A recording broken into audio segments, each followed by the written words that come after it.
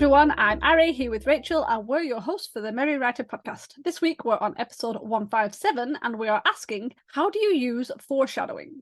Before we dive into the topic, don't forget to subscribe to the podcast wherever you're listening if you haven't already, and if you enjoy the show, please do share it with friends and feel free to write a review. Okay, so what exactly is foreshadowing? If you don't know, it's a technique used by writers where they give indications of something that is coming up later in the novel. They are often quite subtly mentioned, but they don't have to be. And think of them like breadcrumbs, creating a path that the reader may not even notice until they get to the end and have one of those really big, like, aha moments when all those little subtleties have finally kind of made sense. So foreshadowing is really great, especially for creating tension or suspense, or definitely if you're writing like mysteries or thrillers, they're perfect for that. But they're really good throughout any sort of books, to be honest. And it's actually really good if the reader does notice the foreshadowing and like is waiting for the moment to come. It does not have to be that kind of hope they don't see it. I actually like catching things and thinking that looks like a foreshadow. Why have we focused on that? I really do like that, and I think other readers do too, so yeah. But there are different types of foreshadowing, so we're just going to quickly mention those. The first one is overt foreshadowing. So this is where the foreshadowing is pretty directly suggested. And that is maybe like if you have a character and they mention to their friend that they're going cave diving and their friend shows concern for this and is like, oh, isn't that dangerous? And then the first character brushes it off and goes, no, I've done it loads of time. Nothing ever goes wrong. It's one of those, you know, something's going to go wrong because they've set it up. That's the kind of thing. That's very overt. So the reader is already on edge knowing, something's going to happen in those caves. So yeah, so that's the overt type of foreshadowing. I actually like that type of foreshadowing. There are some times where it feels like it's right in your face and you're like, okay, do you really need to spell it out? But then there are other times where I really enjoy it because then there's that anticipation feeling to it. And I think my favorite, which technically it's like reverse foreshadowing, is when they set it up and then nothing actually happens. Like you're expecting something to go wrong and then it turns out it doesn't, but then something will go wrong later. So it's like you have like anticipation and then a false sense of security and then everything gets thrown out the window. That's what I love. I love the chaos of it. Whenever you said that reminds me of, I don't watch horrors very often because I'm not a big horror fan, but my partner loves horrors. So he watches horrors and then tells me which ones I could possibly manage. And obviously the jump scare where, you know, there's usually a person in the bathroom and they're brushing their teeth, they're taking pills, and then they shut the mirrored cabinet. And it's almost always that there's someone behind, but obviously that's been done to death. So the new one is you're ready for it and you're feeling the anticipation, and then they shut the cabinet door and there's nobody behind. And you're like, but you just know something else is going to jump out and get you in a second. They're going to turn around and there's going to be like a dead face right in front of theirs or sitting in the bath or something. That always gets me. Yes, no, the mirror always gets me too. Even in non-horror things, like other genres have dappled in on that like little trope. Just the mirror, and then you have the music going in the background, so it kind of hypes you up. And then they close the mirror and there's nothing there. And it's like, oh, but something's going to happen, right? Yeah, it really, yeah, I do like it. I like that overall feeling. Whether something happens or not, I like the anticipation of it. But I'll continue. There are more types of foreshadowing, and one of them is subtle, which of course is the opposite of the overt foreshadow. And the subtle foreshadowing is basically when it's not so direct. It is gently hinted at to the point where the reader may not notice it until they look back, or they'll reread the book after they finished and they'll be like, the author spelled it out for me the entire time and I didn't notice. A well-known subtle foreshadowing is Chekhov's gun, named after playwright Anton Chekhov. This is where if a gun hanging on the wall is mentioned in Act 1, then by Act 3 it needs to be used. So think of when you're reading a book and you read like the certain description within a new area that your characters go into, and the protagonist notices something on the kitchen table or hanging on the wall or something. And then you kind of sit there and you're like, why did the writer add that little detail? And we could go back to one of our previous episodes talking about description, and you could say that maybe the author was just actually trying to paint the picture for you and describe the room. And that little piece of paper on the kitchen table actually means nothing. But 9 times out of 10, if it's a foreshadowing tactic, that little piece of paper will actually be a note from the previous homeowner or another character who was there before and now they're suddenly gone because maybe that house was like the safe house that they were all supposed to meet at or something. I don't know. But I do like the subtle one, and it usually never really works on me. I don't often notice those things until after I have to go back and reread the book or rewatch the movie or something, and then it clicks in my head as to what the author was actually trying to do. Next, we have symbols. Symbols added can be great for foreshadowing, though it's important to think about culture when adding these symbols. Maybe you add a snake to your story, one that appears in a scene mentioned in passing. The snake could represent death, betrayal, underhandedness, because in some cultures, this is what snakes represent. Same with black cats and unluckiness. Though in some cultures, the black cat is lucky. But the use of symbols can guide a reader to see something coming, such as the darkening clouds of a thunderstorm as characters become tense with each other.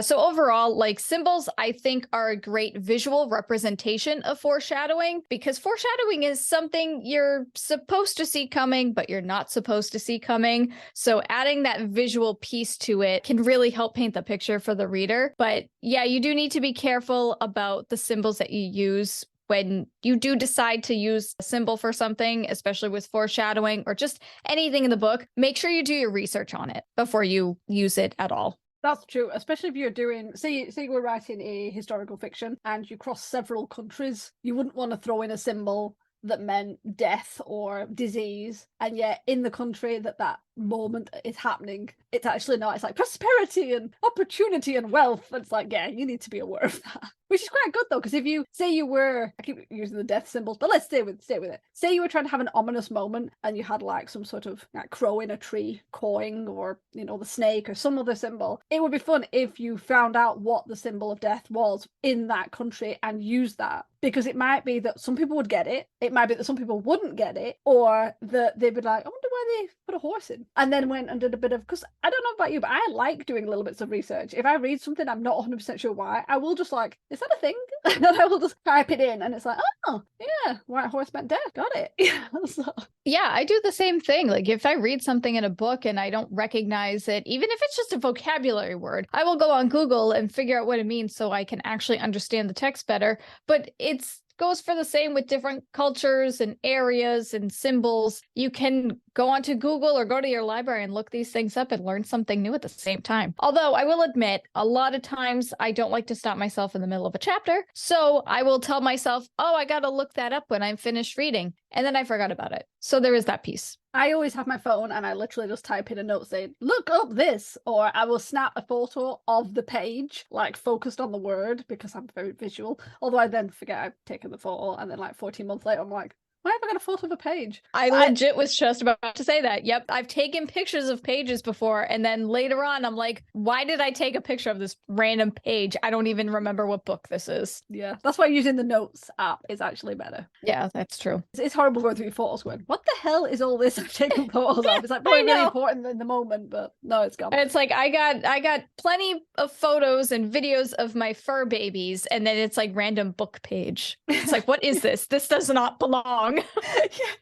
We're so organized, as you can see. Oh, yeah. The last type of foreshadowing we're going to mention is prophecy. And a prophecy is used to kind of obviously suggest an upcoming event or situation. It's like, it's been foretold. And it's usually kept vague, or mostly should be, to allow it to come true, but often it's not in the way it's expected or assumed by the reader. So obviously it's like, oh my god, there's going to be a great battle, and then everyone's trying to stop the battle happening, but in the end what they do is, because they know the battle's coming, they're trying so hard to stop it that they're actually the reason it happens, things like that. So technically it's a type of foreshadowing, and that's why we threw it in. As I said, it works better if it's more vague, and I think prophecy works better like that anyway, because the idea that someone just gives you all the perfect, oh, this is what's happening from this to this to this, it's like, no.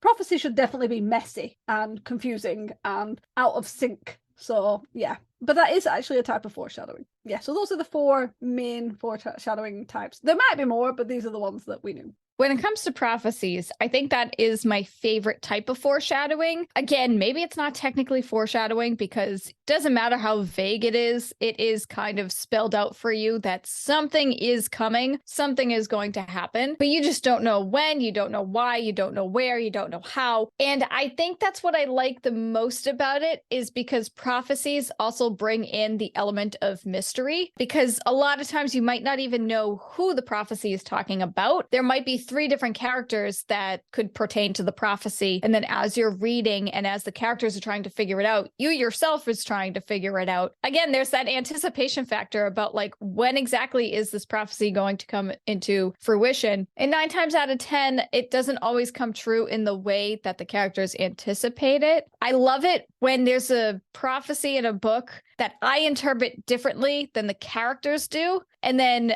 I'm like, okay, who's going to be right? Is it going to be me, or are the characters, like, did the author want me to think that the characters were on the wrong trail, or are they actually on the right trail? And then it turns out that neither one of us is correct, but all the possibilities were there. And that's what I like. So with that said, when it comes to actual writing foreshadowing and putting it in your books, I will admit, before I even go into this, any foreshadowing gets thrown into my books, probably like 75% of the time, it's done by accident, okay? I plan and I outline. I don't necessarily think of foreshadowing when I write my chapters or anything like that. But then there are some times when I edit and I go back and I'm like, oh, I did have this idea before. I just didn't realize it, and I wrote it into the story already. So that's my favorite kind of foreshadowing, is the accidental kind. But if you do add in foreshadowing into your books on purpose, here are a couple of things to consider. First, it needs to be relevant and significant for plot points, because otherwise it's going to come out of left field and it's not going to make any sense, and it's just going to confuse the readers and bring them into a false sense of security, which in a way can be a good thing if you want to mislead them, like a red herring. But for the most part, if they don't get any reward or nothing happens later on, then it's kind of a waste. Also, there needs to be a payoff. As I, just said, don't leave breadcrumbs and then fail to actually reveal what has been foreshadowed or what has been misled to be foreshadowed. You need to give your readers something. It doesn't matter if you meant to foreshadow, if you did it on purpose, if you wanted to lead them off the trail, you have to give them something. Otherwise, it's just not going to make sense. And it's just going to be like anticlimactic, and nobody wants that. We want to end our stories, our chapters with the bang, because, we want our readers to actually come back for the next book. Definitely if you're writing a series. Absolutely, absolutely. And actually, leading on to that, track your foreshadowing, because it can be easy to forget that you've not added foreshadowing or what payoffs need to be included, especially, as Rachel said, if you've kind of accidentally been creating them, which obviously that's fine. And you should be able to catch those when you do your next pass over your manuscript. If you're just blindly reading and not noticing, then that's not good, because then you will have that anticlimactic issue. So keep it organized. That's something that I've started doing. I like to have a file on my Scrivener. And as I'm coming up with ideas and think, oh yeah, they have to do this, they're doing that, I'll be like, how can I foreshadow that? Or I'll even come up with something and think, oh, that's almost a good foreshadow. And I make a note, and I have a little file called Foreshadowing to remind myself that I need to mention X because it's coming up in the second book and it needs to be mentioned in book 1 before it gets mentioned in book 2 and all this. And it's weird. I always thought, well, yeah, there'd be the odd foreshadow, but I've actually got quite a few little bits and I didn't realize I had that many. So tracking it is useful. And also it just helps if you need to sort of like add to it. If you know you've mentioned it in maybe chapter 2 or 3, and then you want to raise it again, maybe in chapter 14, just to kind of keep that thread alive so the reader does, it's either subconsciously in there, or if it's an overt one, it's like in their face. It just helps to know where and what your foreshadows were. So definitely track them. And one method that can work is if you write your story from start to finish and then go back and put the foreshadowing breadcrumbs in afterwards. So say you've gone through the story and then you've done your big like aha moment, and you think, right, well, the characters have done this, this and this, and the reader needs to be aware that it's coming up in some form, whether it's symbols or prophecy or whatever. And then you can go back and you can just sprinkle those little nuggets through and maybe use a different mix of them. You can have some prophecy, some symbols, some overt, whatever, and that way you've built up to the reveal. So you don't always have to be, as you're writing, thinking, oh my God, how do I do a foreshadow? If you can't do that, don't worry about it. Just get the story down, get to the reveal, get to that bit of, oh my gosh, this happened, and then go back and slot in areas of foreshadowing. A lot of times foreshadowing can be something really simple, like Chekhov's gun, like focusing on a specific thing. If you're sat there mentioning that the gun on the wall is polished and loaded, yeah, I mean, if you're just brushing past it like, the ugly wallpaper and the old, shotgun and the animal heads on the wall, and then you drift off, that's one thing. But if you are literally focused on this gun and you've mentioned that it's polished and loaded and it's, ancient, but you think it might still work, then it needs to be short. So you can just drop them in. It can be little tiny scenes, little tiny pieces within the story, but I have found that to be quite useful too, because I have had to go back and wedge in some foreshadowing. Personally, I think I would get confused by doing that. I think I would actually mess up my story or mess up the flow of it, I guess I should say, if I had to go back and add in those little details. I mean, it sounds simple enough, and if I tried it, it probably would work out just fine. But I feel like, all right, when we say about taking notes about the foreshadowing that you've already written into your story or that you want to add in later, we say you can do this whether you're a planner or a pantser. It doesn't matter. You're not planning anything. You're just taking notes, technically, if you're a pantser. So I think planning that out and going back through the story, I think I would kind of forget where to go. I think my notes would have to be so meticulous for me. Otherwise, I would slot them in random spots and like to the point that it wouldn't make any sense. And whether you do that or you organically slide your foreshadowing bits into your story, you do want to keep an eye on any edit changes that may affect the foreshadowing that you've created. Because maybe you added some great foreshadowing to a specific scene, only for that scene to get cut 4 drafts in, and then you don't realize. I think this is one of the reasons why I normally add foreshadowing accidentally, because I don't really notice those things. I don't typically do overt foreshadowing. I tend to do subtle foreshadowing to the point that like I don't even realize it. So when I edit it and go back and later and like change something, I don't necessarily notice that I'm getting rid of a literary device. In which case, that can kind of screw things up for you, because then later on down the road, when your readers get to a specific point, they're like, oh, this came out of left field. And it's like, yeah, you're right, it did, because I didn't think about it and I just cut it all because I didn't think it was needed. Or the sentence sounded stupid and I needed to rewrite it instead of cut it. But anyway, that's when you go and you get feedback. So when you're talking to your beta readers, ask if they saw the reveal coming. Did they spot any of the foreshadowing? And it's okay if they did and thus guessed what was coming, because it's actually worse if they didn't see it coming and couldn't even look back at the clues they may have originally missed, because then that means you didn't leave your breadcrumbs well enough, or you did leave breadcrumbs, but they went down the left path when your characters actually went down the right path. But yeah, so I feel like we've covered quite a bit, like what is foreshadowing, when you would use it, different types of foreshadowing, and things to consider. It's not that difficult. I say that, maybe it is really difficult. Maybe I'm just being a bit of a jerk. But I think sometimes we tangle ourselves up with some of these terms, you know, and we think they're bigger and deeper than they are. Sometimes it's literally a case of, if you're taking your characters to a random place randomly, then maybe that place needs to have been mentioned earlier on. You know, if they're going to the secret cavern of dragons, then maybe you need to have mentioned that there was a myth about a secret cavern and that maybe there was originally dragons, but they all died out, don't you know? It could be something as small as that, just something that kind of move. I don't know. I remember in school, whenever we would read books in English class, the teachers would always be like, okay, let's find the symbolism in this chapter. Let's find the foreshadowing in this chapter, blah, blah, blah. It always drove me nuts because my teachers would be like, what's foreshadowing here? And I'm like, I don't know. We didn't finish reading the book. So I don't know what the author wants to tell us. And I honestly thought that the authors just was like, this is a bit of piece of information that the readers need to know, so I'm going to put it in. It doesn't actually mean anything. There's no hidden meaning behind it. It's not foreshadowing. So I think that's one of the reasons why I always do it accidentally, because I don't necessarily think about it. It's always an afterthought.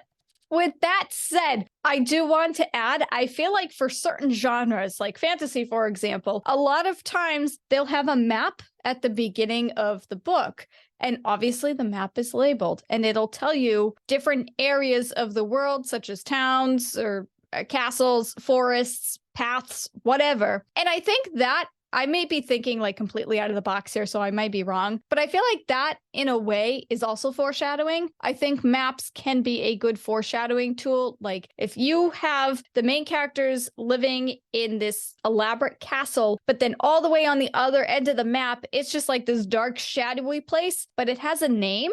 you can be like, I wonder what that place is. But since we know it exists, we'll probably get to see it at some point. May not be in that book. It may be in like the next book if it's a series or something like that. You do know it exists and you have the knowledge of it. I don't know if you could consider maps being foreshadowing, but I do think that is a great way to kind of showcase the different areas that your characters will go. And depending on the type of areas and what the book is actually about, you can really be like, oh, why are they going to go to this meadow over here? No, I agree. It's like if I see a map in the front of a book and several places are named, the characters either have to go there, be from there, or it needs to be mentioned like, oh, yes, we can't go to Old Cowtown. Stupidest name, because it's been ravaged by plague. Even if we never set foot in it, just mentioning that is what's happened to Old Cowtown, that's enough. But if I'm looking at a map and those places and we've not even talked about them, I'm going to be bothered by that. But even if you've mentioned Old Cowtown is all in ruin because of a plague, now a plague has been introduced. Now, is this plague spreading across the entire land? What about the neighboring towns of Old Cowtown? It really gets you thinking. Yeah. Did they meet some ex-wizard who's from Old Cowtown? And if you understand that little joke, it's because you listened to one of our earlier episodes. And if you don't, you need to listen to our earlier episodes. But if you did listen to our earlier episodes, congratulations for catching that joke. You get a virtual cookie because that's all we can give through the computer. Yep. This is such a It can be any flavor you want.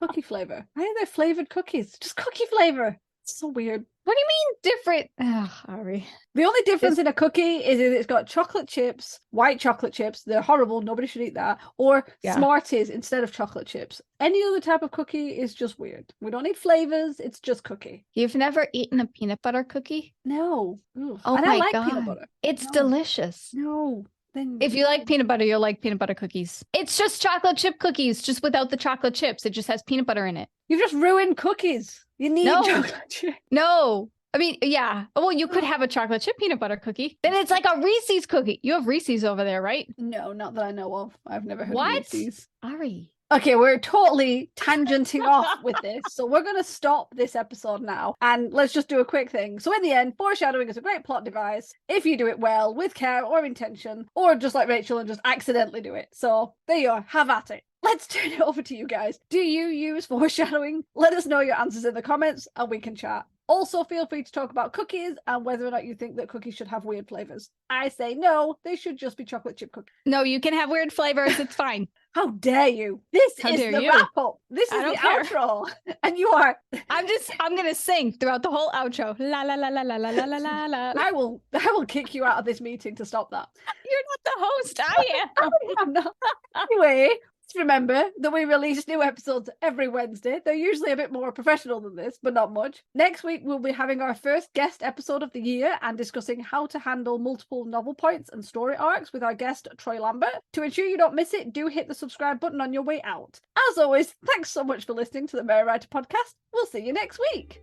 This podcast is brought to you by Scraps of Paper. We have notes everywhere. The music titled Inspired is by Kevin MacLeod, licensed under Creative Commons 4.0.